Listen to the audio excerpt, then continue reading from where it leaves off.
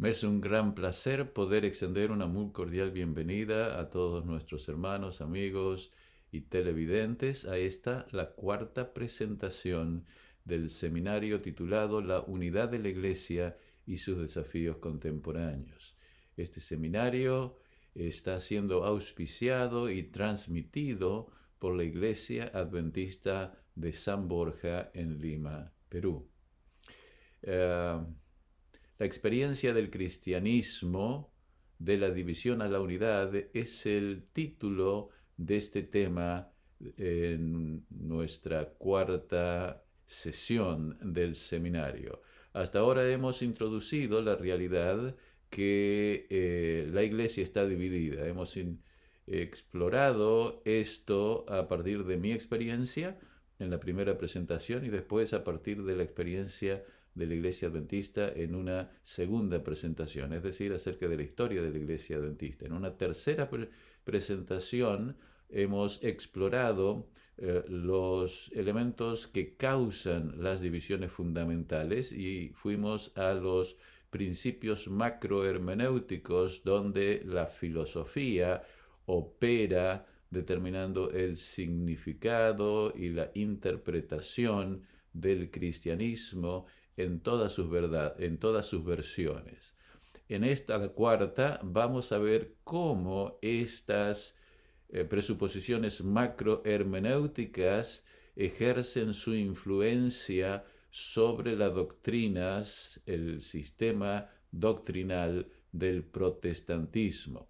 Ahora bien, el protestantismo es un fenómeno muy complejo, se ha dividido en múltiples decenas, quizás centenares de denominaciones y sin embargo las doctrinas fundamentales existen dentro de un sistema general, fundamental, que de una manera u otra todas ellas siguen. Y es por eso de que los evangélicos, aún desde el siglo XIX, estaban buscando la unidad del cristianismo, al menos la unidad del cristianismo eh, evangélico. La razón por la cual estoy enfatizando y comenzando con el sistema evangélico es que es el más cercano al adventismo, que más ha influenciado el adventismo, y eso se ve mayormente con más fuerza y más claridad aquí en los Estados Unidos, que quizás es el único país en el mundo en el cual los protestantes han llegado a ser la mayoría, por lo menos inclusive hasta ahora, aunque con la secularización está disminuyéndose la presencia evangélica, aunque es muy vocal aquí en la cultura norteamericana. Muy bien, siendo que el enfoque de la presentación será entre la relación del evangelicalismo y el adventismo, este énfasis es también importante porque hemos recibido las mayores influencias que recibimos en nuestra teología, como ya fue explicado en la presentación segunda, vienen del protestantismo evangélico. Comencemos entonces la cuarta presentación viendo la posición de la señora de White sobre el protestantismo y las iglesias protestantes. Es una distinción importante a considerar, las iglesias protestantes y por otro lado el protestantismo. Digo esto porque la iglesia adventista se encuentra en continuidad y discontinuidad con el protestantismo y las iglesias protestantes. Es decir, acepta los principios fundamentales del protestantismo que lo llevó a separarse el protestantismo del catolicismo. Estos elementos fundamentales la Iglesia Adventista los ha aceptado, pero los ha aplicado de una manera mucho más consistente y abarcante, llegando a los principios macrohermenéuticos mismos, cosa que la teología evangélica no ha hecho. La teología evangélica nunca aplicó los principios del protestantismo a los principios macrohermenéuticos y de allí la diferencia fundamental que existe entre la teologías evangélicas y la teología o sistema teológico y doctrinal adventista. La hermana White expresó lo siguiente: pero el mensaje del segundo ángel no alcanzó su cumplimiento total en 1844. El mensaje del segundo ángel, que se encuentra en Apocalipsis capítulo 14, llama a la iglesia de Dios en los últimos tiempos a salir de Babilonia. Entonces la hermana White acá está comentando esto y continúa, dice: las iglesias, obviamente las iglesias protestantes, cayeron entonces moralmente por haber rechazado la luz del mensaje del advenimiento. Pero esa caída no fue completa. A medida que continuaron rechazando las verdades especiales para nuestro tiempo, fueron cayendo más y más. Noten que ya allí, al principio de nuestra historia, los adventistas consideraban a todas las iglesias protestantes que habían rechazado el mensaje del advenimiento como perteneciendo a Babilonia, es decir, ya no como representando la iglesia visible de Dios sobre la tierra. Ahora el remanente había pasado a ser la iglesia visible. Esto es un elemento muy importante, puesto que cuando estamos hablando de las iglesias evangélicas, debemos tener en cuenta que estas iglesias ya no son, en el contexto general de la historia de la salvación, las iglesias visibles. ¿Por qué? Porque al llegar nueva luz de las Sagradas Escrituras, ellos no pudieron aceptar esa luz, yo me atrevo a sugerir, porque esa luz contradecía los principios macrohermenéuticos que los evangélicos no habían criticado a partir de la Biblia y que habían aceptado de los católicos. Es decir, aceptaron implícitamente los principios macrohermenéuticos filosóficos de la teología católica. La hermana White continúa diciendo en el conflicto de los siglos: estas iglesias, es decir, las protestantes, están incluidas en la solemne y terrible amonestación del segundo ángel.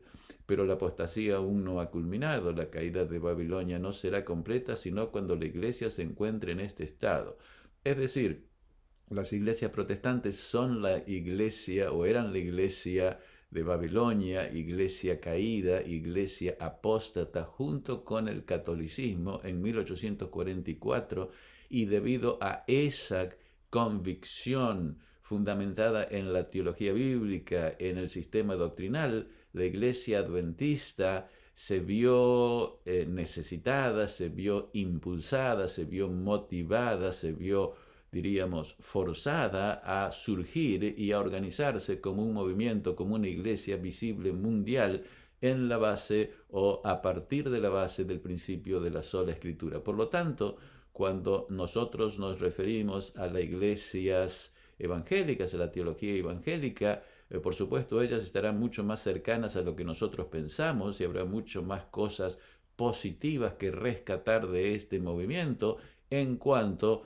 representa y funciona a partir de la Biblia. Pero como el sistema no venía de la Biblia, sino que venía de las presuposiciones macrohermenéuticas filosóficas de Platón, de Aristóteles, de Agustín y de Aquino, entonces, claro, no pueden ser consideradas como parte de o formando la iglesia visible. Son apóstatas. Las iglesias evangélicas son apóstatas. Ahora, es importante que notemos, una vez que esto ha sido clarificado, que el protestantismo no es igual a las iglesias protestantes.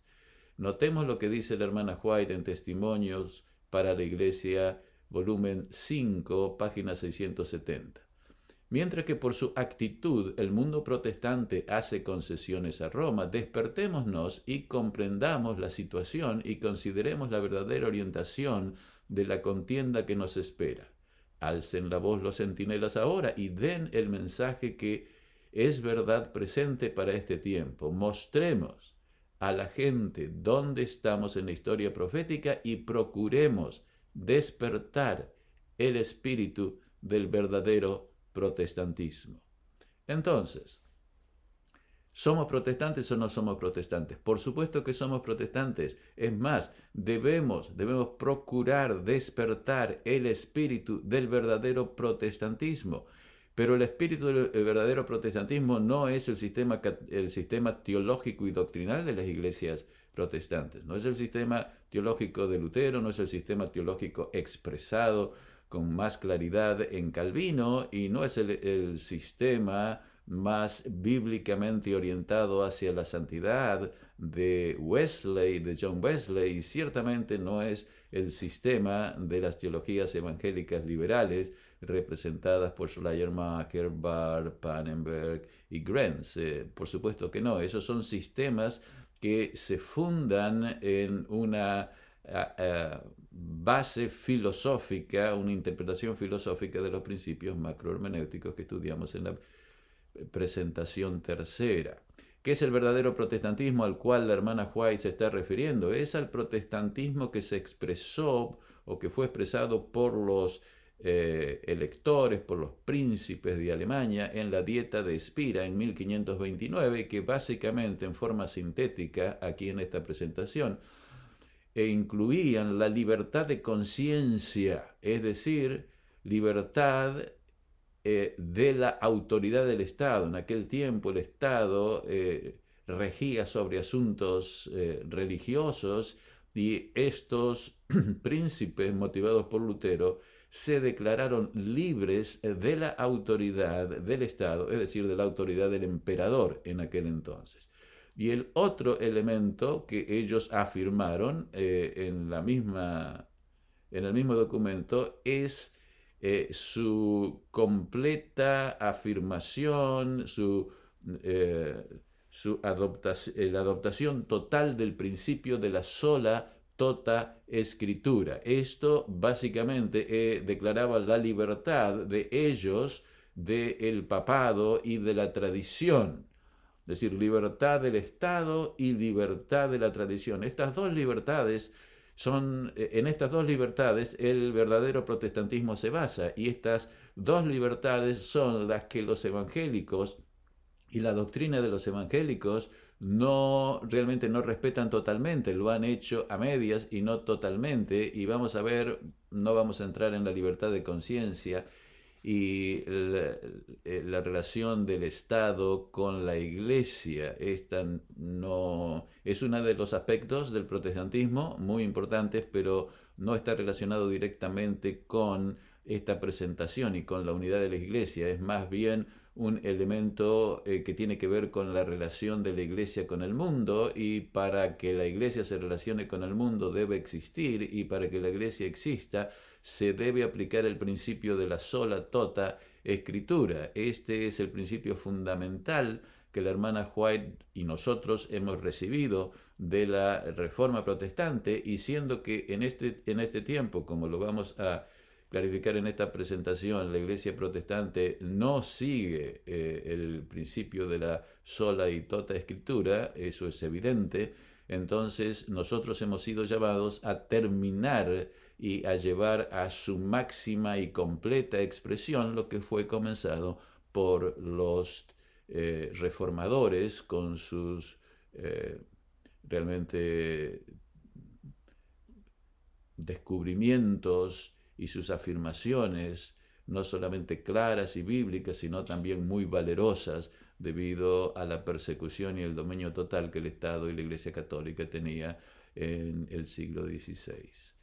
Conclusión, el adventismo no es evangelicalismo, el adventismo bíblico debería ser el protestantismo verdadero. Es decir, el adventismo no es protestantismo, pero el adventismo es protestantismo. No es evangelicalismo en el sentido del sistema teológico que tienen, y ya lo he explicado y lo continuaré explicando, debido a las bases filosóficas del tal, que no han sido puestas bajo la lupa y la crítica y el fundamento de la sola escritura, sino que simplemente se toman directamente de la filosofía de una manera acrítica y en la base de la tradición y de las fuentes científicas y filosóficas. Por lo tanto, no aplican y no pueden existir sin estas fuentes y por lo tanto no han aplicado el principio de la sola escritura. El adventismo está llamado a continuar lo que ellos no hicieron. Ellos descubrieron cosas positivas aquí y allá, pero el sistema completo solamente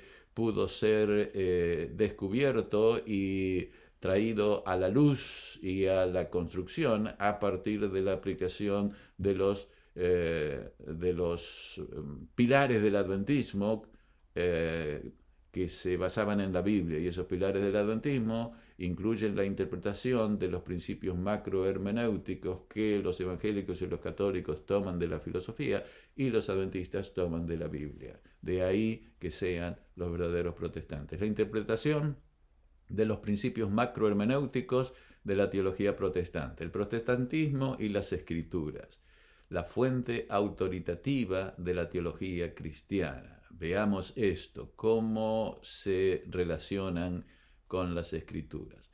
El secreto mejor guardado del protestantismo, el principio de la sola tota escritura, solo la Biblia y la Biblia completa en su totalidad entera, nunca ha sido completamente y sistemáticamente aplicado por el protestantismo. Es decir, han aplicado este principio a algunas cosas, pero no a la totalidad.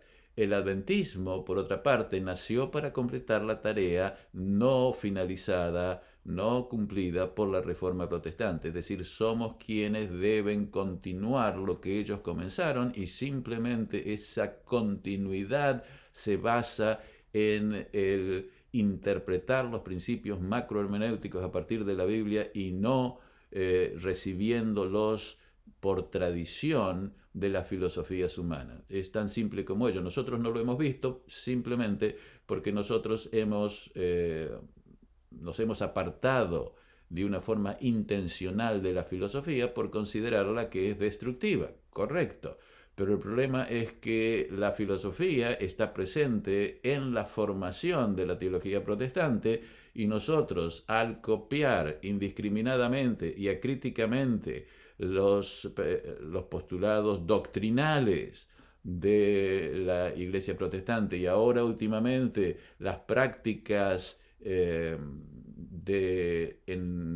las actividades de adoración y de la espiritualidad, estamos, sin darnos cuenta, trayendo al seno de la Iglesia adventista los fundamentos filosóficos de Babilonia. Es decir, debemos realmente tomar esto muy en cuenta.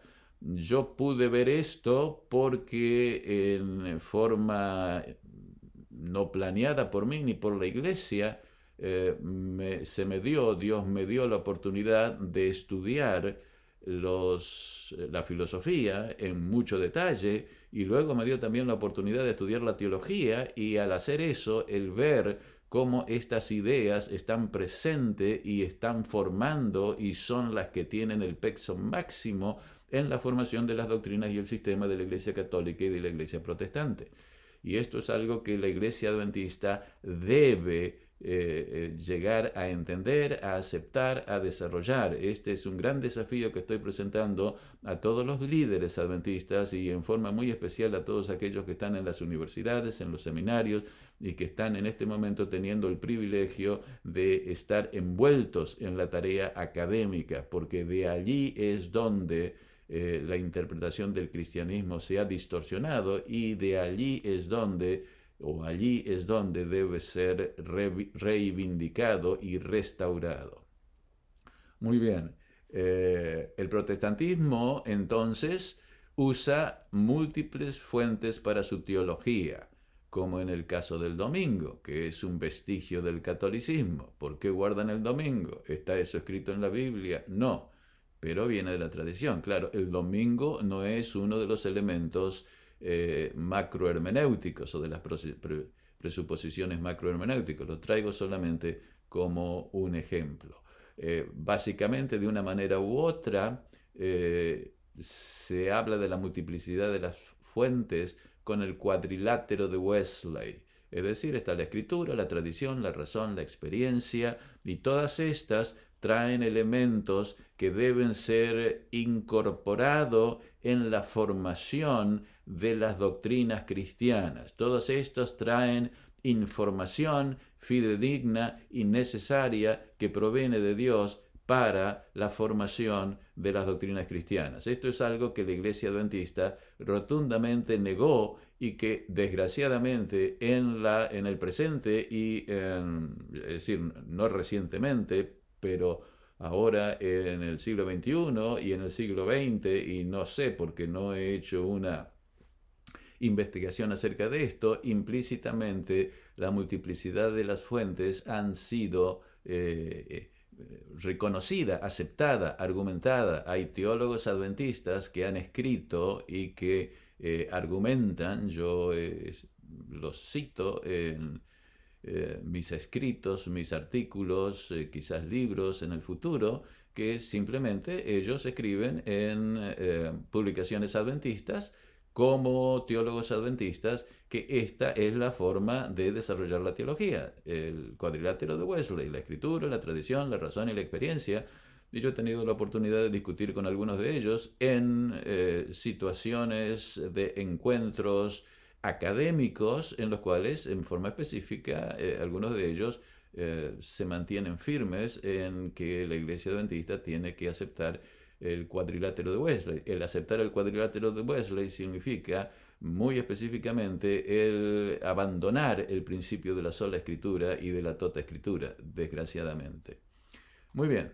Los principios macrohermenéuticos del protestantismo están tomados de la filosofía griega. ¿Qué es lo que pasó? Esto pasó mucho antes del protestantismo. Pasó con la Iglesia Católica en el siglo I, luego de la muerte de Cristo y los apóstoles, y aún durante el tiempo en que los apóstoles estaban escribiendo el Nuevo Testamento, las ideas de la filosofía griega estaban penetrando la comunidad cristiana, muy especialmente aquellos que eran intelectuales, que tenían educación, y se consideraba, y lo que sucedió fue que ellos consideraban que la filosofía griega había sido inspirada por Dios, especialmente Platón, porque Platón hablaba del cielo, del lugar celestial, etc.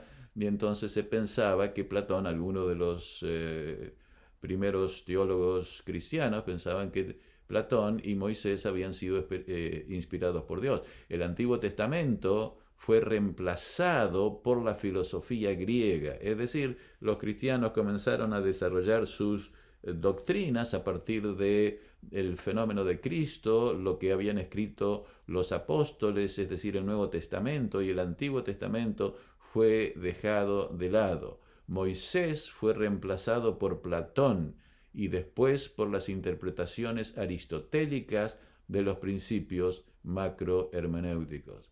Los principios macrohermenéuticos de la teología cristiana. Hagamos un breve análisis. Este es el diagrama de los principios macrohermenéuticos de la teología cristiana que comentamos en nuestra presentación tercera. Estas son las ideas filosóficas fundamentales para todo sistema filosófico, para todo sistema científico y, por supuesto, para todo sistema teológico, incluyendo el sistema teológico de los adventistas del séptimo día. Nadie puede desarrollar pensamiento serio sin tener claras ideas, interpretaciones acerca de estos asuntos y aplicar esas ideas a la construcción, a la interpretación, al desarrollo de la búsqueda de la verdad en la filosofía, la ciencia y la teología. En esta presentación, que solamente está tratando de mostrar cómo estos principios que vienen de la filosofía han formado la teología de los evangélicos, vamos a concentrarnos en el principio de la realidad en general, la ontología general, el principio de la realidad específica, es decir, de las entidades, o la ontología regional de Dios, la ontología de Dios, la ontología de la naturaleza humana y la ontología del mundo, y luego el principio de articulación. No podemos simplemente desarrollar todo porque no tenemos tiempo en esta oportunidad. La realidad en general. ¿Cuál es la característica básica, la interpretación básica de la realidad? Consideremos esto en un poco más detalle ahora.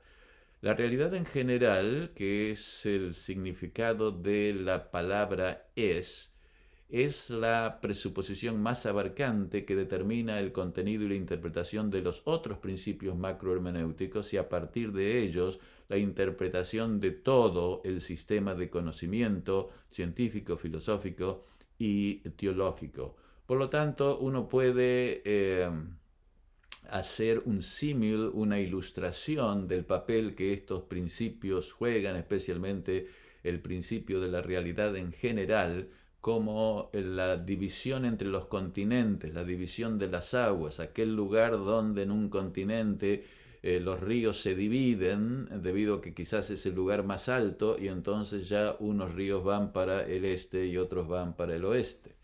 O podría ser una división en los caminos, una disyunción en los caminos, que si uno toma el de la izquierda llegará a un lugar completamente distinto que si toma el de la derecha.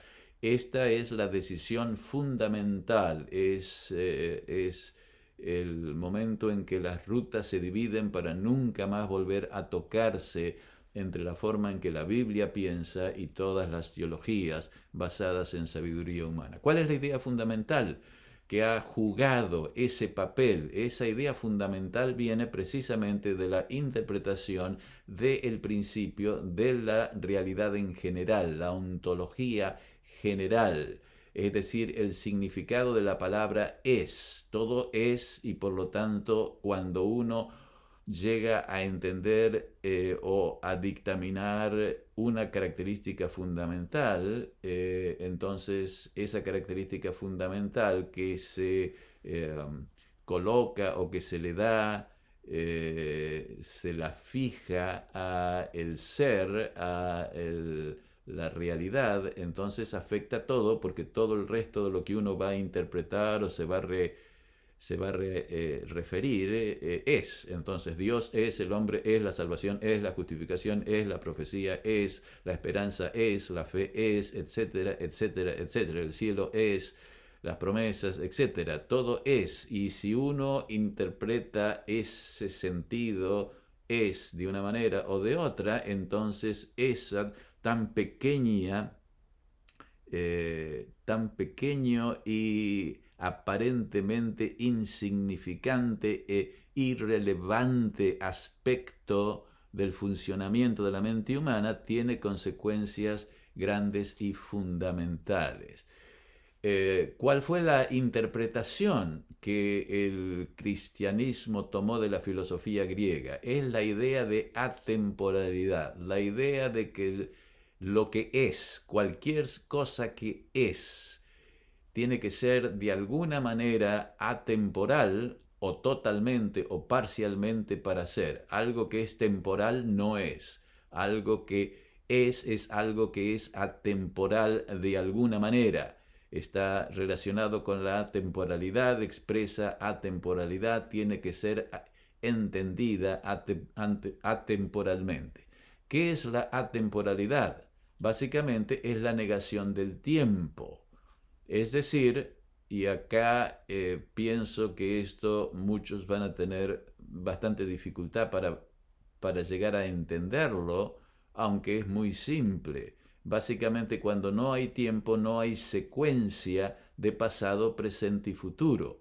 Además no hay espacio. Claro, es difícil porque ¿cómo lo entendemos? Todo lo que nosotros conocemos está en el espacio y todo lo que nosotros conocemos y experimentamos está en el tiempo. Entonces, si está en el tiempo y está en el espacio, y decimos que la realidad no es ni temporal ni espacial, estamos hablando de otra realidad que en realidad no conocemos. Y eso es exactamente lo que hizo Platón con la teoría de los dos mundos. Este mundo es un mundo que pasa y que no es real, es una sombra de lo verdadero. Y el ser puede ser también entendido temporalmente, es decir, dentro de la secuencia del tiempo, del pasado, presente y futuro, y del espacio y la materia. Es decir, el espacio y la materia son reales y la secuencia del tiempo son reales. Lo que es real es espacio temporal y lo otro dice que lo que es real es no espacial y no temporal. esa idea de atemporalidad está claramente enseñada y formó y determinó la historia de la filosofía occidental, y la filosofía occidental la tomó de la filosofía oriental, es decir, viene desde tiempos inmemoriales. Yo sugeriría que viene desde el momento de la creación, con el principal representante de esta idea de la temporalidad siendo el diablo. Ya vamos a hacer una pequeña referencia a esto. Y luego está aquel que cree que el ser, el es, en general, es espacio-temporal, y eso fue argumentado por Heidegger. ¿Recuerdan cuando les hablé a ustedes, creo que en la primera presentación de mi experiencia, cuando estaba estudiando Heidegger especialmente, y vi que él decía que el ser debía ser entendido temporalmente? Inmediatamente esta dicotomía vino a mi mente, e inmediatamente me di cuenta que de alguna manera los católicos, y eventualmente llegué a descubrir que los protestantes se basaban en una interpretación atemporal de la realidad, cuando el adventismo claramente, con la noción de la historia de la salvación, con la noción de la gran controversia, se basan en una concepción temporal y espacial de la realidad. Es decir, aquí hay algo completamente opuesto que está a la base mismo del desarrollo del pensamiento humano. Es decir, no podemos ir, si vamos con la temporalidad, no vamos con el tiempo; si vamos con el tiempo, no vamos con la temporalidad. Hay algunos que han tratado de poner los dos. Esto es lo que se está tratando de hacer ahora con el panenteísmo y la evolución. Dios vendría a ser atemporal, pero el tiempo viene con la creación, y entonces el panenteísmo dice que todo esto es Dios, es decir, que hay una atemporalidad y hay un tiempo, y en cierto sentido se valora más el tiempo, pero lo que determina la dirección de la salvación y de la realidad es siempre la atemporalidad. Es decir, o la temporalidad o el tiempo. Lo que pasa es que cuando uno va con la temporalidad, de alguna manera tiene que hacer alguna explicación del tiempo, porque el tiempo está alrededor de todo lo que nosotros somos, o sea que no puede ser dejado de lado. En cambio, si uno dice que el tiempo y el espacio es la verdadera realidad, la temporalidad es un sueño, es una invención que fue creada por ciertas razones filosóficas que no tenemos tiempo de explicar, pero que claramente pueden ser tratadas. Ahora, el origen de la idea de la realidad como atemporal. En realidad, la atemporalidad es completamente extraña al pensamiento normal de los seres humanos. El origen de la idea se dio con Satanás, cuando él dijo no morirás. Es decir, básicamente la idea de la temporalidad viene para dar una expresión a la vida eterna que no está basado en el espacio y en el tiempo. Entonces, Dios dijo que si se quebrantaba la ley, en ese día morirás, y Satanás dijo no, no morirás, continuarás viviendo. Y para eso lo que explica ese no morirás es la inmortalidad del alma. Entonces, el postulado de Satanás se basa en la noción de que el tiempo no es esencial al ser humano, porque cuando el tiempo y el espacio termina, uno continúa viviendo, y allí la esencia del platonismo y la esencia del agustinianismo, y por lo tanto del protestantismo y del catolicismo y protestantismo, se origina. Luego esto se dio en las religiones orientales, basados en la inmortalidad del alma y el panteísmo, todo basado en el deseo de la permanencia después de la muerte. El ser humano tiene que explicar qué pasa después de la muerte. Eso es todo lo que termina, todo lo que hay. ¿Se termina todo o se continúa? El deseo, la esperanza que se necesita fue la motivadora, o por lo menos la que dio una plausibilidad a la noción de la inmortalidad del alma. Por supuesto, hay otros elementos también que no tengo tiempo de mencionar. Después viene la adopción de esa idea por la filosofía griega. Comenzó con Parménides y luego pasó a Platón y Aristóteles. Si alguno quiere tener una presentación en profundidad, quizás la más clara que existe en el mundo y en mayor profundidad que existe en el mundo, no solamente adventista, sino en su totalidad, es la obra del filósofo adventista Raúl Kerbs, publicado por la Universidad Adventista del Plata. Es una historia acerca del problema o la problemática de la... se me va, se me va el nombre, pero tiene que ver con el problema de la identidad bíblica del cristianismo. Por ahí va el título, y ese es el primer tomo, y el segundo tomo está siendo procesado. Él terminó de escribirlo, es decir, empieza desde los filósofos griegos, llega hasta el Concilio Vaticano II y los últimos teólogos, analizando cómo en realidad toda la teología católica y protestante se basa en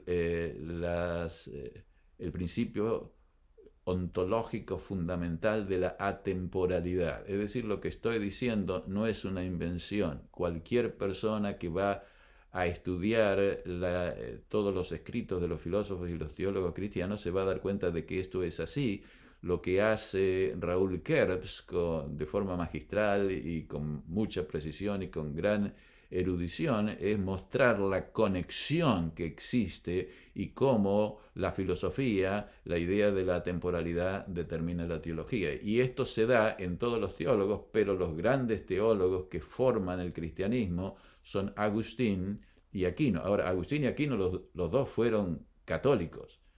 Y claro, los protestantes, particularmente Lutero, como vimos en la tercera presentación, siguen a Agustín y no les gusta Aquino, pero esto no significa que estén haciendo la fundamentación de la teología en algo diferente al catolicismo. Todavía lo están haciendo en el catolicismo, es decir, para decirlo de una forma muy simplista y facilitar la comprensión, Agustín y Aquino son primos, y Aquino es más preciso, diríamos así, que Agustín, así como Aristóteles fue mucho más preciso que Platón, pero de todas maneras Aquino necesita a Agustín, planteamientos de Agustín en los términos generales, y viceversa.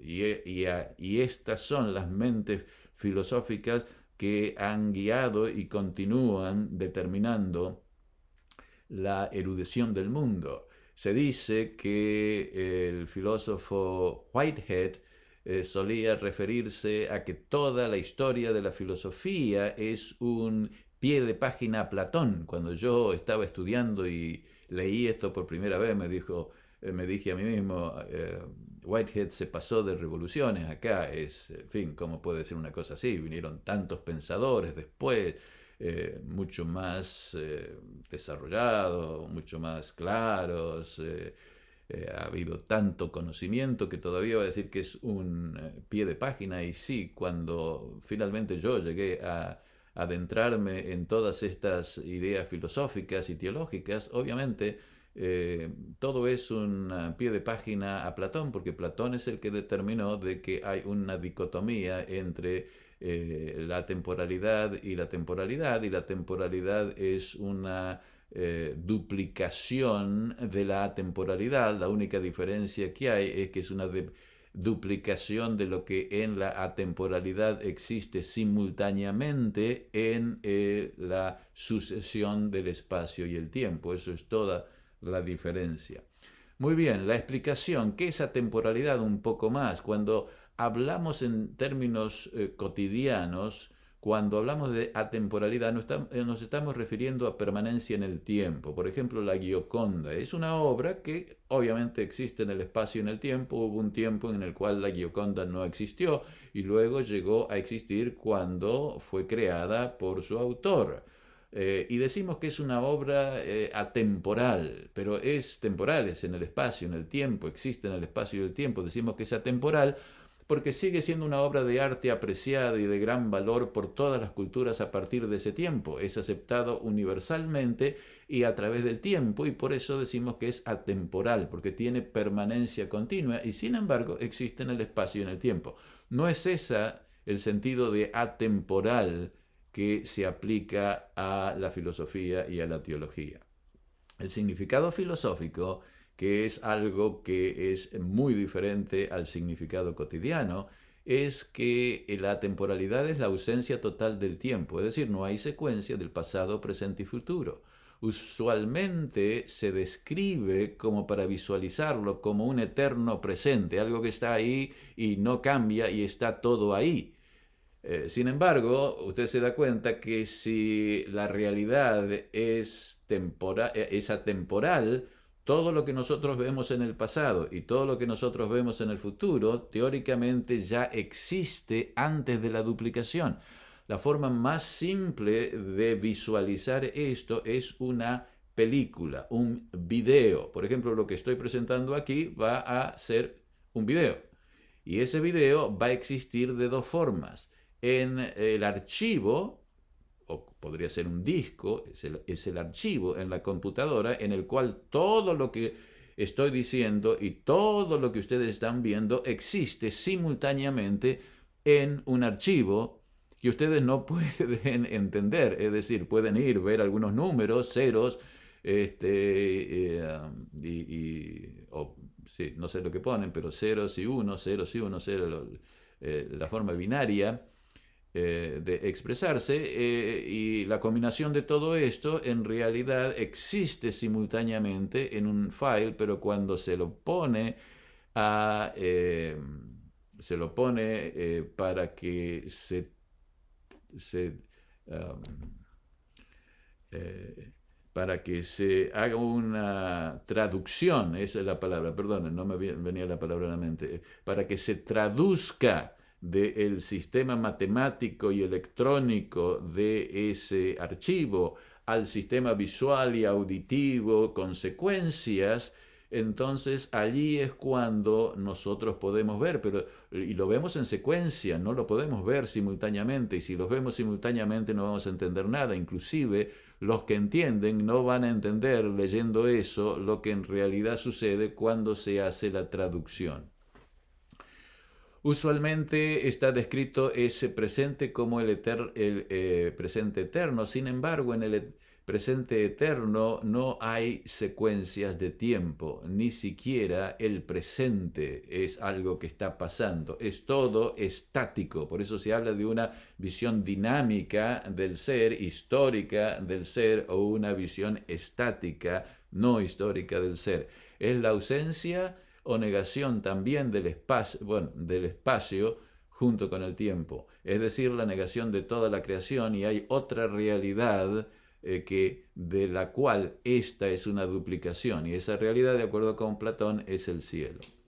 Ahora, advertencia, cuando estamos hablando de los evangélicos tenemos que darnos cuenta que hay una dicotomía muy específica en los evangélicos, como también se da entre los adventistas. Es decir, hay un grupo de individuos que piensa que son los profesores, administradores y clero, y el otro es el laicado. ¿Cuál es la diferencia entre profesores, administradores y clero y el laicado? Es que los profesores, administradores y clero pasan a través de las instituciones educacionales, y las instituciones educacionales están regidas por la universidad, es decir, tenemos profesores que van a los colegios, pero esos profesores que van a los colegios dependen y beben de lo que los investigadores hacen en las universidades, y los que hacen esas investigaciones en las universidades son los que están en contacto con estas ideas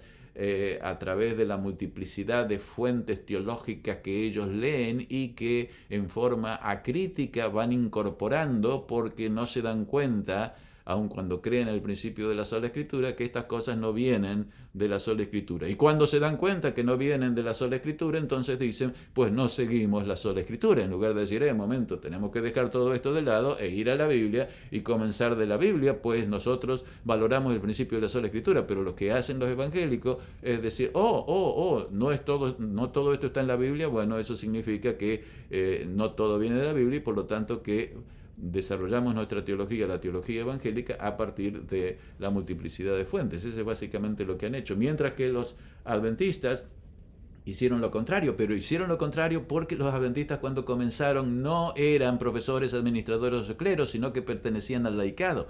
Y los del laicado, aún ahora, entre los evangélicos, básicamente, principalmente, leen la Biblia y no saben nada de la historia de la teología, no saben nada de la historia de la filosofía, no saben nada de la historia de la ciencia, simplemente van a la Biblia, leen la Biblia, les dicen que la Biblia es la revelación y por lo tanto, inconscientemente y acríticamente adoptan la visión temporal de Dios y de la realidad. Es decir, hay una división entre los pastores y el laicado. Los pastores han sido instruidos y a través de la instrucción el virus de la temporalidad les ha entrado en la mente. A mí me entró, creo que les expliqué en la primera presentación que me entró hasta que me di cuenta que ese virus destruía las revelaciones fundamentales de la Biblia y por lo tanto tenía que ser eliminado. Entonces uno tiene que vacunarse y la vacuna es simple. Hay que aceptar lo que la Biblia dice y entonces aceptar que la realidad es espacio-temporal. No porque lo diga Heidegger o Platón, sino porque lo dice la Biblia y lo dice Moisés.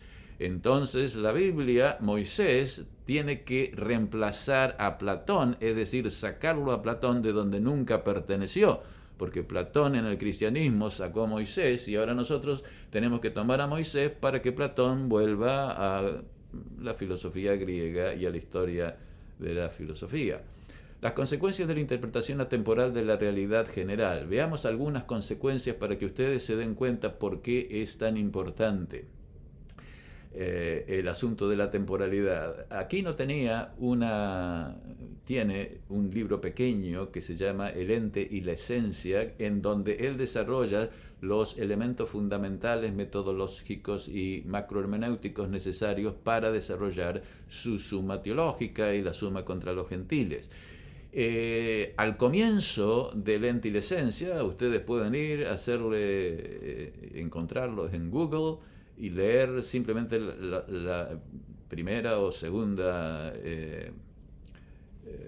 párrafo, y él dice que un error al principio es un gran error al final. Como decir, lo que estamos haciendo aquí en este libro parece ser una cosa muy pequeña, pero si no tenemos estos elementos correctos, entonces cometeremos una gran cantidad de errores mucho más grandes que se van a ir magnificando hacia el final. Por lo tanto, tenemos que tratar con mucho cuidado y con mucha detención estos asuntos fundamentales. Los asuntos fundamentales que él está tratando ahí son los asuntos fundamentales de la ontología regional, no de la ontología general, porque para él la realidad es atemporal y simplemente no le entra en la mente la posibilidad que sea de otra forma. Por lo tanto, lo que él entra a clarificar son elementos fundamentales de la teología regional, sustancia, esencia y cosas por el estilo que él utiliza metodológicamente y constantemente en la construcción de su suma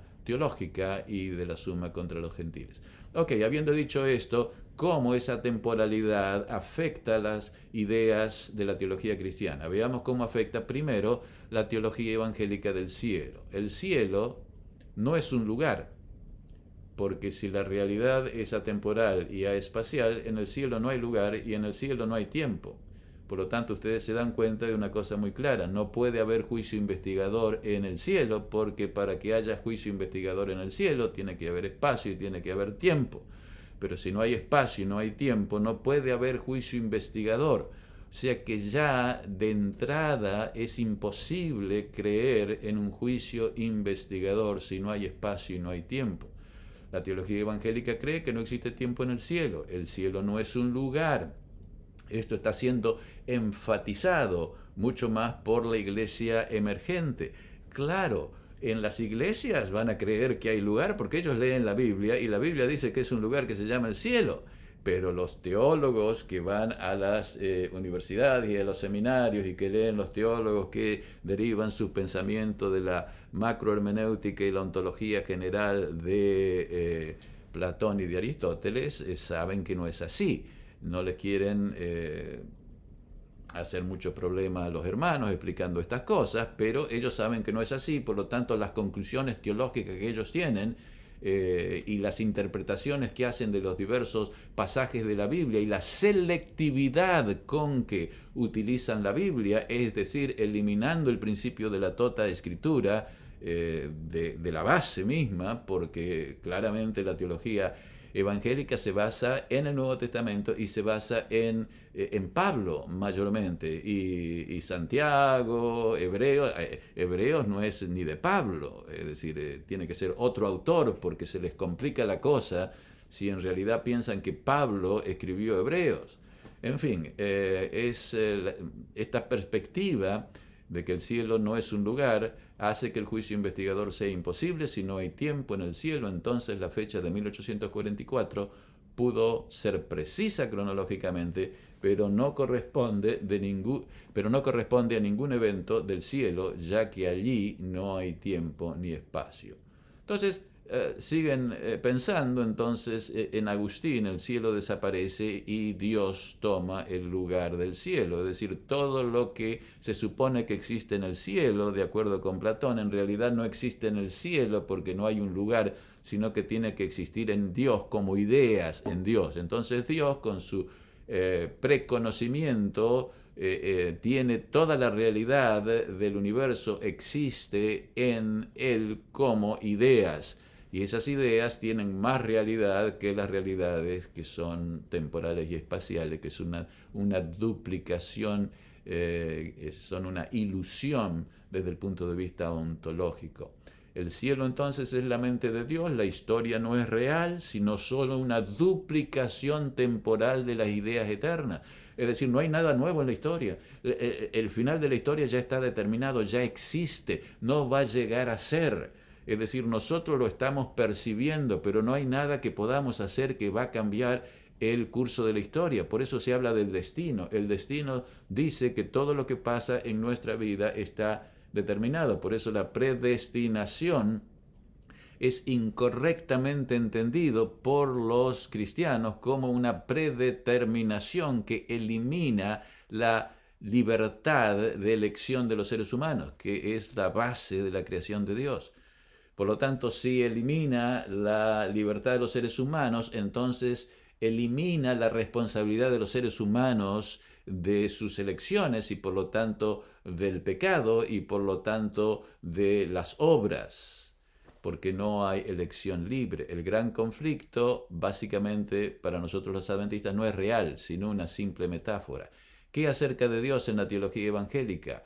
Bueno, las acciones de Dios. Dios se presenta en la Biblia como actuando en todo momento. Si Dios es atemporal, entonces no puede actuar en una secuencia temporal de pasado, presente y futuro. Todas sus acciones deben ser concebidas como instantáneas. Podemos experimentar los actos de Dios en el instante temporal del encuentro con lo sobrenatural.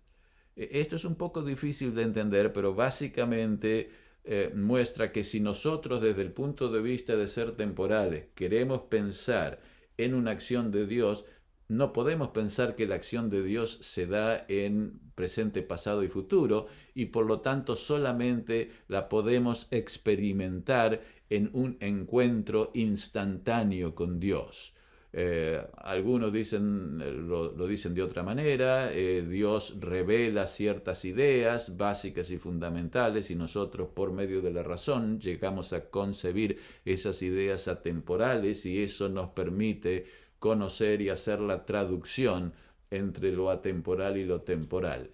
Es difícil, pero por ejemplo, la creación nunca puede ser, si aplicamos el principio nunca puede ser la creación un desarrollo de 7 días. Dios no puede hacer algo el primer día, otra cosa el segundo día, otra cosa el tercer día.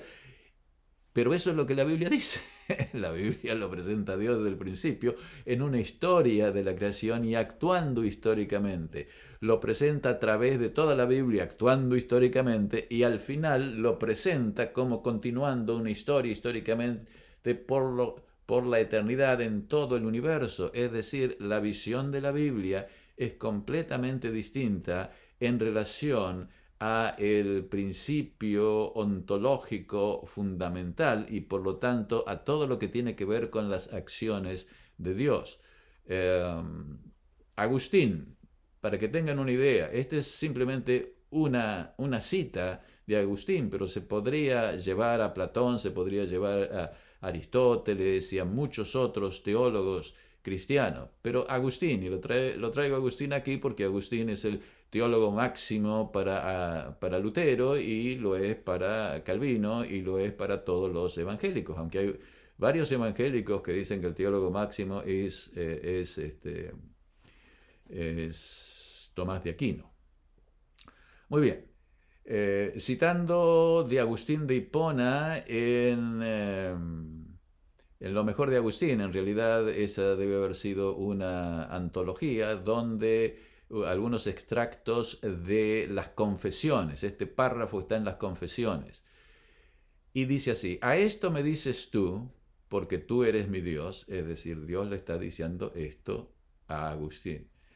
Y lo dices con voz fuerte en el oído interior a mí tu siervo. Es decir, evidentemente está reclamando aquí una especie de revelación. Dios le está diciendo algo en el oído interior. Ahora, el oído interior es el oído del alma, no es este oído acá. Este es el oído exterior que escucha las cosas a través del espacio y del tiempo. No, esto es algo dentro del oído interior. ¿Dónde está el oído interior? Oh, bueno, el oído interior está en el alma. El alma es una realidad que está dentro del cuerpo, es una dicotomía. Y esto viene de Platón, y viene de las religiones orientales, y viene de Satanás. Es la gran herejía, diríamos, original, a la cual se le agregó, yo supongo después, la idea de que Dios es atemporal para que de alguna manera estuviera en coherencia con la dicotomía del alma, en la cual hay dos substancias, una sustancia inmortal y una sustancia temporal, material. Entonces, dices con voz fuerte en el oído interior a mí tu siervo, es decir, a Agustín. Dios le dice en una revelación al alma de Agustín, a la razón, me imagino, rompiendo mi sordera y gritando: oh hombre, lo que dice mi escritura, eso mismo digo yo. Oh, qué bien, la Biblia dice lo que Dios dice. Pero, aquí viene el pero, ella, la Biblia, lo dice en orden al tiempo, en el orden del tiempo, es decir, en el orden de la sucesión, mientras el tiempo no tiene que ver con mi palabra. ¿Se dan cuenta? Esta es la herejía fundamental que destruye todo y destruye la revelación de Dios, porque ahora tenemos que entender la Biblia no en el orden del tiempo, porque realmente no pertenece al tiempo. El tiempo, a medida que revela, distorsiona, y por lo tanto lo que el teólogo tiene que hacer es comenzar con lo temporal, pero luego a través de la razón que está en lo atemporal del alma, llegar a la verdad. Continuemos acá. Mientras el tiempo no tiene que ver con mi palabra, que permanece conmigo igual en la eternidad. La palabra permanece conmigo igual, es decir, simultáneamente, sin cambiar, en la eternidad, es decir, en la temporalidad. Y veo lo que decís por mi espíritu, y veo lo que lo que decís por mi espíritu, yo lo digo igualmente. Es decir, lo que decís ustedes por mi espíritu, yo también lo digo. Yo estoy diciendo lo que ustedes dicen, pero vosotros las veis en el tiempo y yo no. De la misma manera vosotros las decís en el tiempo, pero yo no las digo en el tiempo. Es decir, la realidad para Dios es completamente distinta que la realidad por nosotros. Dios ve, experimenta todo simultáneamente. Es lo mismo, pero es diferente porque nosotros lo vemos en una dimensión completamente diferente, que es la dimensión del espacio y del tiempo, donde hay sucesión. Pero eso no es la realidad y lo distorsiona, y por lo tanto la teología debe ser el comenzar con lo temporal, pero a medida de abstracción eliminar lo temporal y quedarnos con el origen atemporal que nosotros debemos desarrollar. Esa es la función de la teología y de la espiritualidad. Una secuencia de las acciones divinas en la historia no es posible entonces. Tenemos el cielo aquí y la tierra debajo de ese diagrama allí con una línea horizontal y dos verticales. En el cielo no puede haber acciones sucesivas, como tampoco Dios puede actuar en forma sucesiva en la tierra. Es decir, Dios no puede hacerlo en el cielo, pero Dios tampoco puede hacerlo en la tierra porque Dios es atemporal.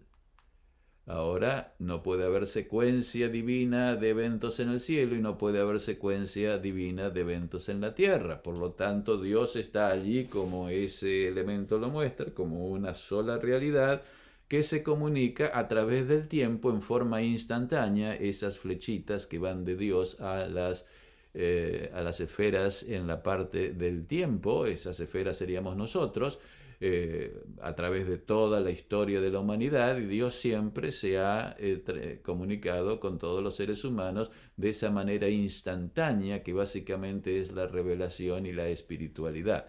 Por supuesto que hay explicaciones a todo esto, aquí solamente los estoy introduciendo a esta visión en la cual la secuencia queda eliminada y todo tiene que ser interpretado, dejando la secuencia aparte, la historia aparte, y yendo a los elementos fundamentales de Dios. Lo atemporal entonces y la tierra desaparecen, ya no puede haber un lugar celestial, no hay cielo y no hay tierra, así que queda solamente Dios, pero si queda solamente Dios y no hay nada donde existen todas las cosas, todas las cosas existen en Dios, nosotros existimos en Dios y de allí se va desarrollando la idea del panenteísmo. Todos nosotros, todo lo que pasa en el planeta existe en Dios. Y eso es parte de la visión liberal de la teología que está siendo promulgada, está siendo desarrollada, está siendo utilizada por la Iglesia Católica y por la Iglesia Protestante en lo que se ha dado a llamar la Iglesia del Vaticano II y la Iglesia emergente, que va surgiendo de todas las iglesias y se va uniendo y formando una iglesia universal, una nueva versión de Dios, una nueva teología. Ahora, ¿qué pasa con la salvación? Bueno, la salvación es un acto de Dios que siempre ha existido en Dios. La salvación ha existido en Dios. Y Dios no puede actuar la salvación ni producir la salvación en una serie de acciones que Él tenga, ni en una serie de acciones acá en la tierra. La salvación existe en Dios desde la eternidad y causa nuestra salvación. Es decir, lo que causa nuestra salvación es lo que existe en Dios desde toda la eternidad, así como esta reproducción de espacio-temporal en el tiempo y en el universo es una duplicación de lo que existe y continúa existiendo y existirá simultáneamente, no en el espacio y en el tiempo, en Dios. Lo mismo sucede con la salvación. La salvación ya existe, o sea que su salvación, mi salvación, teóricamente ya existe en Dios desde antes de que fuimos creados, desde antes que esta duplicación espacio-temporal llegó a darse. Si usted está teniendo preguntas y no entiende o ve contradicciones, por supuesto, pero yo simplemente estoy tratando de explicarle cómo esto funciona y cómo se desarrolla en la base teológica que es aceptada no solamente por los teólogos católicos, sino los evangélicos, que es muy, muy distinta a la visión adventista. Cómo esta acción divina, esta concepción de la acción divina, afecta a la justificación específicamente. Bueno, la justificación es un acto de Dios y ese acto de Dios es la predestinación. La predestinación es el acto de Dios, es una acción atemporal, si se puede concebir una acción atemporal. Una acción para nosotros es algo que antes no era y ahora es, pero esto es una acción que siempre ha existido, así que si acá estamos hablando de algo que es analógico, algo que es equívoco, me parece aquí la noción de acción es equívoca, es decir, está utilizando el término acción con un significado completamente distinto al que nosotros le damos normalmente. pero la predestinación es una acción de Dios, es decir, es causada por Dios atemporal y eternamente, que determina y causa todo. Es decir, Dios es la causa de la salvación, pero de la misma manera que Dios es la causa de la salvación, Dios es la causa de todo. Esto se llama monergismo. Realmente hay solamente una causa y esa sola causa es Dios. Nosotros no causamos nada, nosotros somos causados. Todas las cosas que nosotros causamos en realidad no son causadas por nosotros, sino que son causadas por Dios. Esa es la noción de predestinación. Y la noción de predestinación es usada por los evangélicos para afirmar que es una acción de Dios la salvación y no es una acción nuestra. Por lo tanto, nosotros recibimos la justicia de Dios pasiva. La justicia que nos salva es pasiva. Nosotros no la hacemos. La justicia activa es la justicia de Dios. Dios actúa y ya ha actuado en ese sentido completamente equívoco nuestra salvación y no incluye la decisión nuestra de los seres humanos, de los recipientes, ni nuestra acción de fe, no incluye nada de que nosotros hagamos, ni siquiera nuestra fe, ni siquiera nuestra aceptación. Y de aquí vienen los asuntos de los evangélicos como que quieren ir contra esto. Es decir, esto es realmente monstruoso porque en última instancia Dios es el que causa el mal. Y si usted va a aceptar esta visión de la realidad macrohermenéutica, tiene que decir eso, de que Dios causa el mal y ha causado el mal para que su gloria aumente y se vea cuán grande Dios es, lo cual hace a Dios un ser monstruoso realmente, y que el amor queda completamente fuera y no hay relación y no hay fe y hay toda predestinación. Pero esta precisamente es la base para la seguridad de la salvación.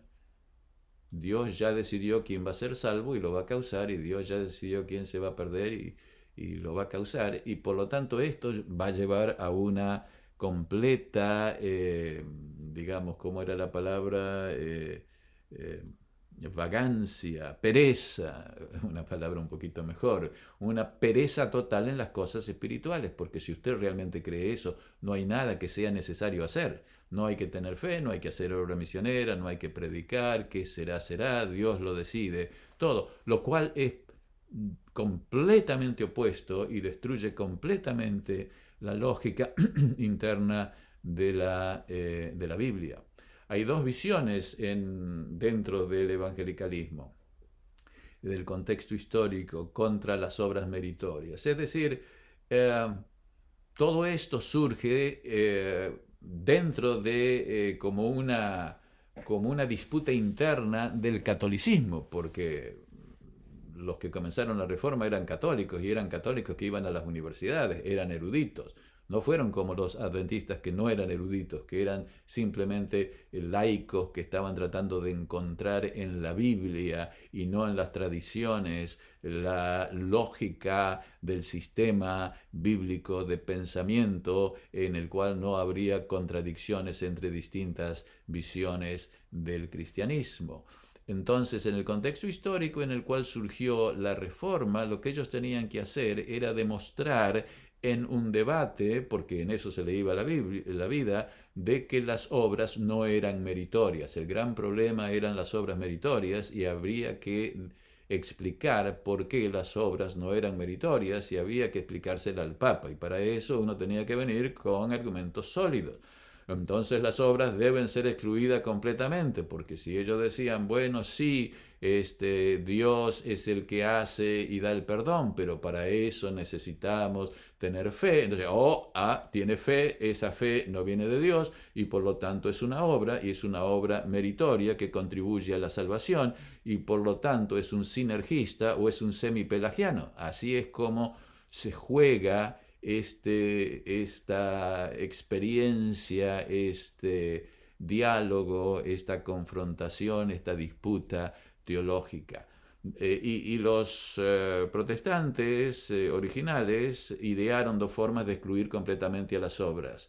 de la justificación. Entonces la justificación es la que salva, pero al mismo tiempo hay que mostrar que elimina completamente las obras. Y una es la dinámica de la justificación forense, que es un perdón, y la otra es la dinámica de la regeneración, que es una transformación interior. Ambas están presentes en Lutero y creo que en Calvino. No he leído suficientemente Calvino como para saber esto, pero me imagino que las dos están definidamente en Calvino, por lo que he visto.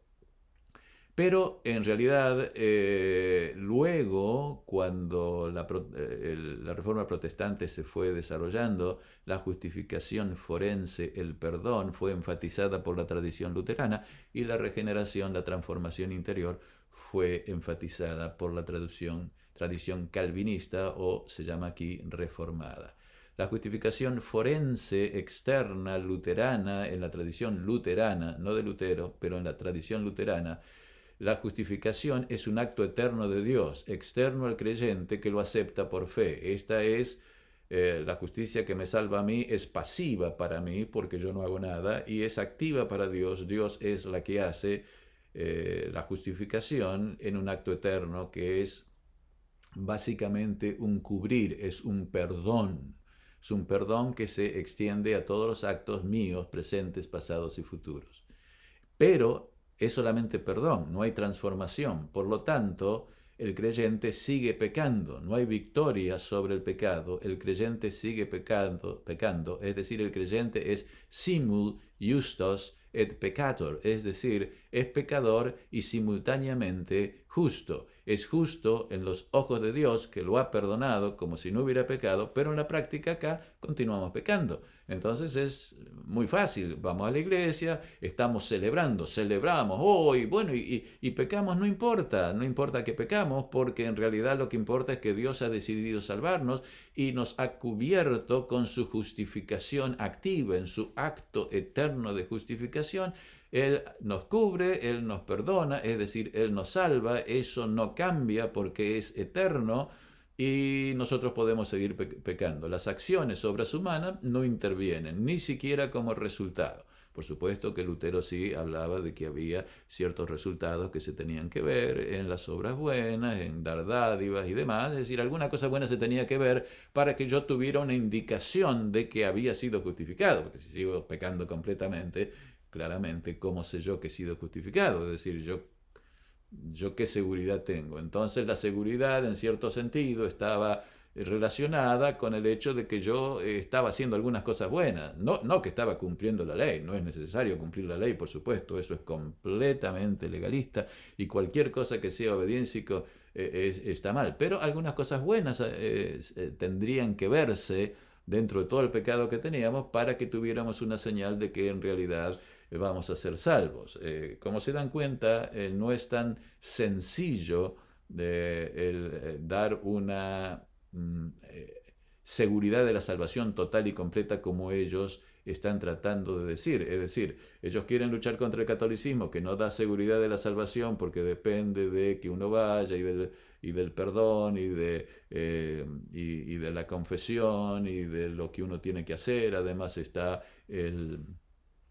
el infierno y el purgatorio en medio. Es realmente complicada, y aunque muchos católicos dicen que una vez que uno va y recibe el perdón tienen seguridad completa, al poco tiempo hay que volver, porque a menos que reciba una indulgencia plenaria para toda la vida que le permita tener perdón de todos los pecados y al mismo tiempo pecar. No sé si eso es posible en el catolicismo, probablemente un católico me corregiría en esto. Sea como fuere, esta es la manera como ellos entendían, una de las maneras de entender para eliminar la necesidad y la injerencia en la salvación de las obras meritorias, y de esa manera eliminar la necesidad de la Iglesia Católica y la necesidad del Papa y la necesidad de los sacerdotes que vengan de la tradición de Pedro. Ahora, la otra forma de entender es la regeneración del alma. La justificación cambia al pecador. Ahora la justificación cambia al pecador, cambia el alma del pecador y le permite hacer buenas obras. Ahora, si me cambia a mí y yo hago buenas obras, ¿por qué las obras no van a ser meritorias? ¿Se dan cuenta? Si a mí me cambia y yo ahora hago obras buenas dentro mío, el católico va a decir, bueno, si yo hago obras buenas, esas son meritorias y esas son las que están relacionadas con mi salvación de una manera u otra. La forma de explicarlo es mediante la providencia, la idea de providencia o predestinación. Solo Dios realiza las buenas obras de los seres humanos, es decir, no somos nosotros los que hacemos las buenas obras, sino que Dios realiza en nosotros las buenas obras. Mediante la predestinación y la providencia, solo Dios realiza las buenas obras. Las obras no son producidas por la libertad humana. Por lo tanto, por no ser resultado de la libertad humana, no pueden argumentar ni pueden jugar el papel de ser meritorias. Por lo tanto, aunque hagamos obras buenas, nunca las obras buenas van a ser meritorias, que es una cosa que en forma así general uno podría decir, bueno, sí, los adventistas creemos esto, pero nosotros creemos que nosotros hacemos esto a partir de la libertad humana y sin embargo no son meritorias. Ellos, para eliminar cualquier tipo de posibilidad de argumentación dentro del catolicismo al cual ellos originariamente pertenecían, decían, no, no pueden argumentarlo, no pueden argumentar que tienen ningún tipo de razón, porque las obras no son producidas por la libertad humana. La libertad humana no existe. Ahora, si la libertad humana no existe, entonces el amor tampoco existe. John Peckham ha hecho su disertación y ha escrito acerca de esto en forma muy convincente, mostrando de que un Dios atemporal no puede ser un Dios de amor. Para que haya amor tiene que haber libre albedrío, y para que haya libre albedrío tiene que haber espacio y tiempo, tanto en Dios como en nosotros. Mediante la predestinación, Dios escoge arbitrariamente los recipientes de la justificación y la providencia. Es decir, además, Dios, en la visión más, diríamos, tradicional del protestantismo, arbitrariamente también elige a los recipientes de la justificación y de la providencia. Ahora pasemos a otro punto. La cruz. Para nosotros la cruz es el punto central de todo. Ahora, la cruz se entiende como un símbolo cuando Dios es atemporal, no como la causa de nuestra salvación. La cruz de Cristo no puede ser un acto de Dios en el espacio y en el tiempo, porque Dios es atemporal en Palestina y por lo tanto no puede ser la causa de nuestra salvación. Es decir, Dios no hizo un acto en la cruz porque Dios es atemporal y la cruz es espacio-temporal. Por lo tanto, la cruz no puede ser la causa de nuestra salvación. La salvación no es causada por el acto histórico de la cruz, sino por la predestinación divina. La cruz es sólo la revelación temporal, una señal externa de la salvación eterna que siempre ha existido en Dios. La cruz se entiende como un símbolo, no como una causa de salvación, pero las Escrituras dicen en Hebreos, y llegado a la perfección, es decir, mediante su obediencia hasta la muerte en la cruz, se convirtió Jesús en la causa de nuestra salvación eterna para todos los que le obedecen. Es decir, la Biblia dice lo contrario. La Biblia dice que en la cruz Cristo fue la causa de la salvación. Es decir, la cruz, la experiencia de la cruz, la experiencia del Dios, Cristo, la segunda persona de la Trinidad, murió y ese Dios, hombre, llegó a ser la causa de nuestra salvación que no existía antes, ni en el espacio, ni en el tiempo, ni en Dios.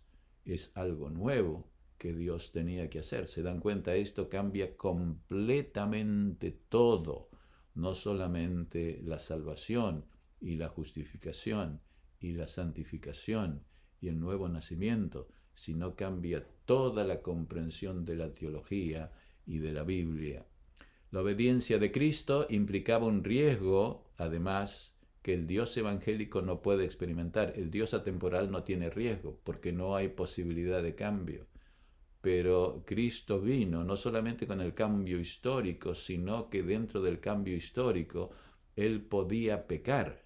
Dios no puede pecar por su naturaleza y por su carácter, no porque es atemporal, de acuerdo con la Biblia, de acuerdo con Santiago 1. Dios no puede tentar, Él no puede pecar, Él no peca. Pero Dios se hizo hombre, se limitó con el propósito de que pudiera ser tentado en forma real por el diablo, con la posibilidad real de pecar y de transgredir la ley como lo había hecho Adán. Por eso es el segundo Adán. Y porque él vivió con esa posibilidad real, ontológica, y él venció, él llegó a experimentar lo mismo que nosotros experimentamos y llegó a ser el ejemplo de lo que nosotros podemos hacer en nuestra esfera, con lo que él pudo hacer en su esfera y en nuestra esfera. Es decir, acá entro en la complicación de la relación entre el primer Adán y el segundo Adán y la naturaleza humana de Cristo, que no me voy a introducir acá en este momento porque no hay tiempo. El asunto de la articulación de la teología, de la cual ha hablado con mucho detalle el doctor Graff, Roy Graff. La tradición luterana lo que articula todo es la justificación forense. En la tradición reformada es la predestinación.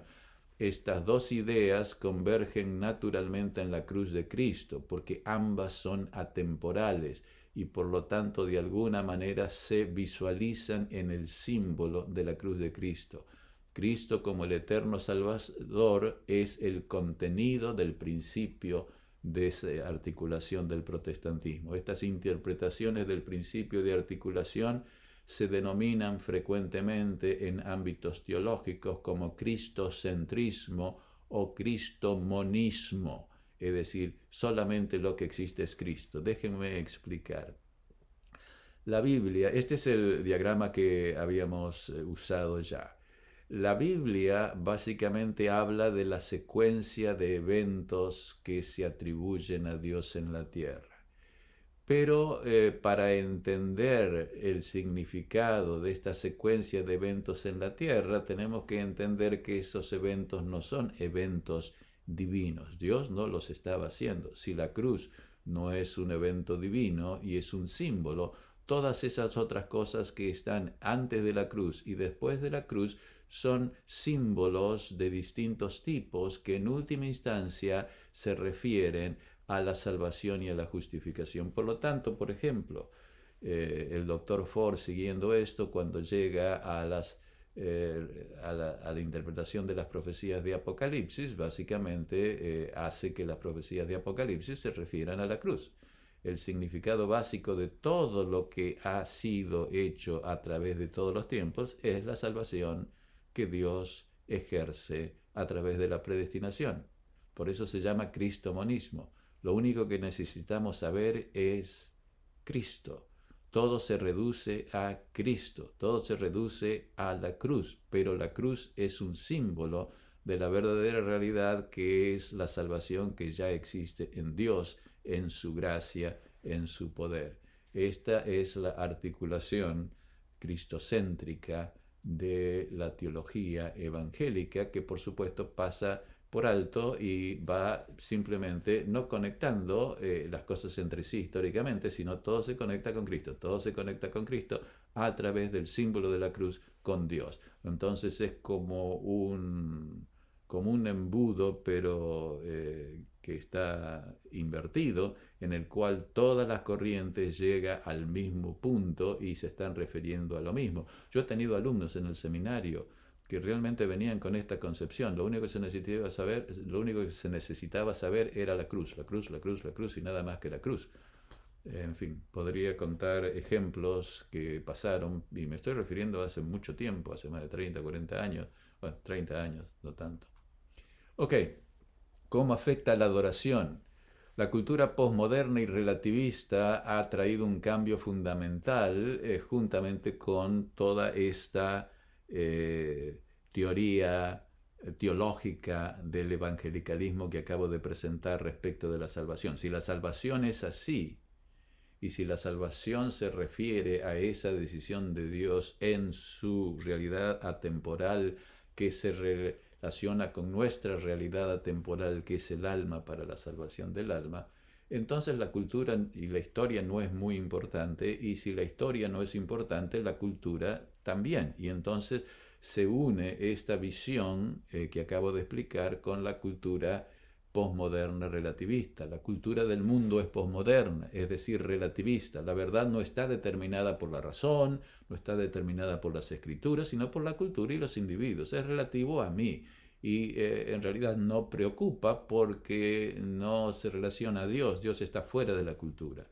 Los líderes cristianos, incluyendo los de la Iglesia Adventista del Séptimo Día, muchos, no todos, consideran que mezclarse con la cultura del mundo es necesaria para alcanzar al mundo, tal como lo hizo el catolicismo romano en el siglo II de Cristo. Esto aplica mucho más a los adventistas evangélicos y a los adventistas progresistas que describimos en nuestra segunda presentación. La Biblia ya no es considerada revelación divina, por lo menos el Antiguo Testamento no es importante para los evangélicos y por lo tanto no se necesita incluir todo, y ciertamente si son adventistas progresistas siguen la visión de los emergentes, de los evangélicos emergentes. No hay verdad en la Biblia. El uso del texto prueba es fundamental en todo esto como método para estudiar la Biblia. La ciencia, es decir, no se va a toda la Biblia, sino que se tiene una idea, se va a la Biblia y se trata de encontrar en la Biblia un argumento para probar lo que uno está considerando como verdad, de acuerdo con las presuposiciones macrohermenéuticas, pero no se está tratando de desarrollar una comprensión de toda la Biblia correctamente interpretada por elementos, por un método exegético que se base sobre principios bíblicos y textuales propios para entender lo que la Biblia en realidad está diciendo. No se hace eso sino texto prueba, y mucho de eso hacen los adventistas también. Creemos que, bueno, de que podemos traer música popular a la iglesia y rock and roll. Entonces tengo 2 o 3 textos, traigo la idea de que David danzó y entonces, claro, podemos danzar y podemos hacer cualquier cosa que se está haciendo ahora en los bares, dentro de la iglesia, porque hay una prueba, hay un texto prueba de que eso es algo que se puede hacer, pero en realidad no se está tratando de entender la Biblia por sí misma. La ciencia y la evolución proporcionan las presuposiciones macrohermenéuticas para este tipo de adoración. La Biblia es reemplazada por la experiencia espiritual de la justificación por la fe y de las disciplinas espirituales. Se da una renovación de la adoración, porque ahora, como ustedes se dan cuenta, todo esto ocurre en el nivel del alma y no en el nivel del cuerpo y la historia. Y la cultura es parte de la historia. Entonces, si usted en realidad está perdonado y su salvación ocurre en su alma, lo que ocurre con su cuerpo está desconectado y no es importante. La santidad es reinterpretada no en la forma de la vida, sino que la santidad es esa realidad no temporal que es la vida eterna y que de alguna manera puede existir solamente en el alma y no en el cuerpo, y mucho menos por la cultura. Entonces todo el relativismo de la cultura puede ser introducido dentro de la iglesia. Entonces el sermón es menospreciado y a menudo reemplazado por música, pero música de baile, inclusive baile, drama, rock and roll, música popular, y los himnos de la iglesia, si se usan, son también arreglados con los estilos populares de música que realmente no motivan a nadie a la santidad, que es precisamente abandonar el mundo. Es decir, se trae el mundo en la cara de la gente que va a adorar, en la cara de los adoradores, diciéndole de que todo esa experiencia que está basada en gran manera en la música, es decir, toda la dinámica de las discotecas y toda la dinámica de la música popular y todo el emocionalismo están traídos y son introducidos en el centro de adoración, porque en realidad la experiencia de la salvación pertenece a un nivel distinto que el espacio temporal y por lo tanto a la cultura, y las culturas entonces no están relacionadas con la salvación o con el cumplimiento de la ley de Dios. Si en este tiempo la ley de Dios está siendo eliminada a nivel del casamiento, del matrimonio, y eliminada a partir de las preferencias sexuales, que uno puede de todas maneras considerarse como cristiano perfectamente, siendo gay o siendo lesbian o simplemente fornicando o adulterando, y todas esas cosas son consideradas normales porque Dios nos salva a otro nivel. Entonces la ley de Dios ha sido eliminada porque la ley de Dios aplica a la historia y a la cultura, y la santidad es entendida como historia y cultura, y esto ha sido eliminado de la estructura, del sistema de pensamiento evangélico. Por supuesto que hay muchos evangélicos que no creen en esto, por supuesto, pero todos esos son los laicos que no han ido a estas escuelas y que están todavía leyendo la Biblia y todavía asumen que la Biblia está revelando a Dios en lo que dice. Entonces hay una dualidad muy grande, y los que están introduciendo todo esto no son los laicos, sino que son los pastores, y son los que están yendo a los centros de educación y que tienen este tipo de ideas y que argumentan en favor de estas cosas. Por supuesto, todo esto está de una manera u otra relacionado con Satanás y con lo demoníaco, pero no es este el momento en que tenga que hacer esta conexión. Se considera que la música es el vehículo material temporal mediante el cual, según se piensa, el espíritu está presente en la experiencia de la adoración.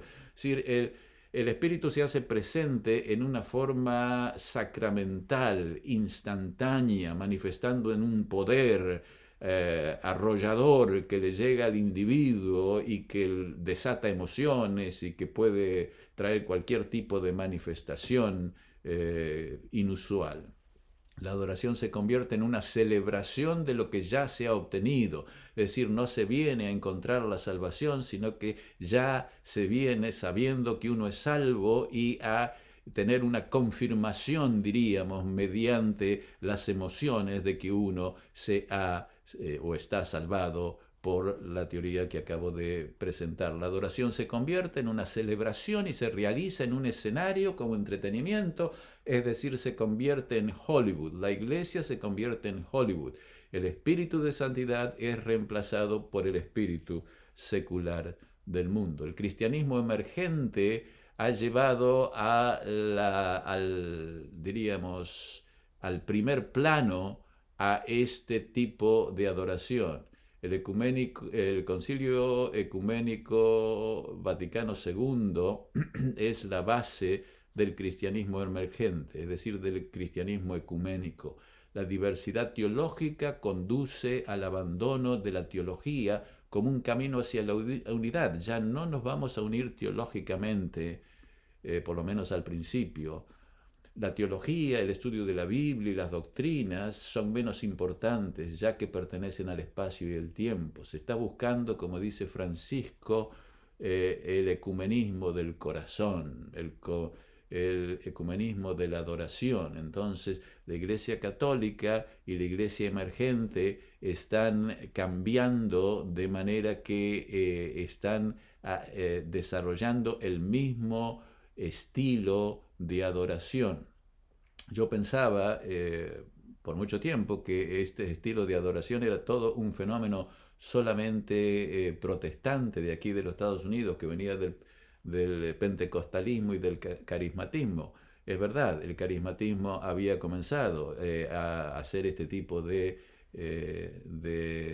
adoración. Y sin embargo, llegué por allí, por el 2012, a descubrir lo que podría haber descubierto antes, pero simplemente no estaba dentro de lo que mis tareas normales de especialización en el seminario requerían que leyera, que era el Concilio Vaticano II. Y el Concilio Vaticano II hace cambios sustanciales en la teología, el estudio de la Biblia, las doctrinas son menos importantes, y la adoración, sin embargo, pertenece al espíritu eterno y a la atemporalidad. Si la adoración pertenece al espíritu eterno y a la temporalidad, entonces se puede introducir toda suerte de música de acuerdo con la cultura, y esto es lo que ellos dicen y eso es lo que ellos están promulgando, y me acuerdo que fue precisamente en el 2012 que tuve la oportunidad de ir a hacer algunas presentaciones en Italia y pasé unas 2 o 3 semanas en Roma y en la iglesia San Giovanni. eh, Ahí estaban construyendo un gran escenario para celebraciones, es decir, un gran escenario para, para ejecutar bandas de rock. Evidentemente era uno de esos grandes eh, escenarios donde la gente va a cantar y hacer y a bailar. La unidad se busca mediante esta espiritualidad centrada en una nueva visión de la adoración, que es la inclusión de todo lo que sucede en Hollywood directamente. Es decir, es completamente contradictoria a todo lo que el adventismo es, y sin embargo, por supuesto, los adventistas evangélicos y los adventistas progresistas lo hacen directamente, y ellos están mezclados, así que usted puede ir a una reunión de una asociación o de una unión y usted manda a sus hijos a una reunión para jóvenes, y en esa reunión para jóvenes están haciendo todo esto con luces, con humo, con rock y nada que ver con el estudio de la Biblia. El estudio de la Biblia está completamente eliminado de las actividades de adoración en quienes siguen este tipo de cambio en la adoración del cristianismo emergente.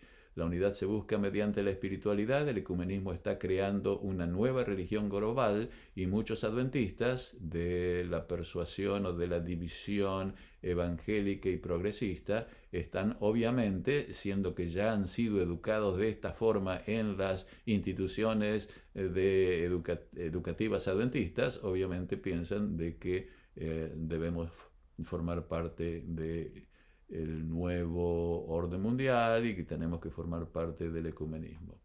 Resumen: la teología evangélica, el fundamentalismo y la iglesia emergente. La iglesia y la teología evangélica no sigue el principio de la sola escritura, sino las múltiples fuentes. La filosofía griega establece las presuposiciones macrohermenéuticas y por lo tanto la interpretación de las escrituras y el desarrollo de la teología sistemática, por supuesto, y de las prácticas. Dios no actúa en el espacio, en el tiempo, en la historia, porque no puede actuar, porque es atemporal y no espacial. La naturaleza humana, el alma inmortal, la naturaleza humana se basa en el alma inmortal. No es nosotros, nuestros cuerpos, lo que hacemos en la historia, sino es nuestra alma inmortal, donde encontramos el espíritu, que no está relacionado con el cuerpo y con nuestras actividades históricas. La cruz no es la causa de la salvación, sino solo un símbolo de la salvación atemporal, espiritual, que viene de Dios y de su poder. La salvación se efectúa por el poder de Dios, mediante la predestinación, no mediante el sacrificio de Cristo en la cruz. El fundamento de todo esto es Agustín, un teólogo católico romano. El secreto mejor guardado del protestantismo, como decíamos al principio, es que ellos no siguen el principio de la sola y tota escritura. Nunca lo ha sido ese principio completamente aplicado al cristianismo. El adventismo nació para cumplir la tarea inconclusa de la Reforma protestante, es decir, para aplicar en forma consistente, comenzando con los principios macrohermenéuticos, lo que la Escritura enseña a todo el sistema filosófico, teológico, de práctica, de misión y de adoración de la Iglesia. La conclusión: la apostasía de las iglesias evangélicas proviene del fundamento macrohermenéutico que comparten con el catolicismo romano.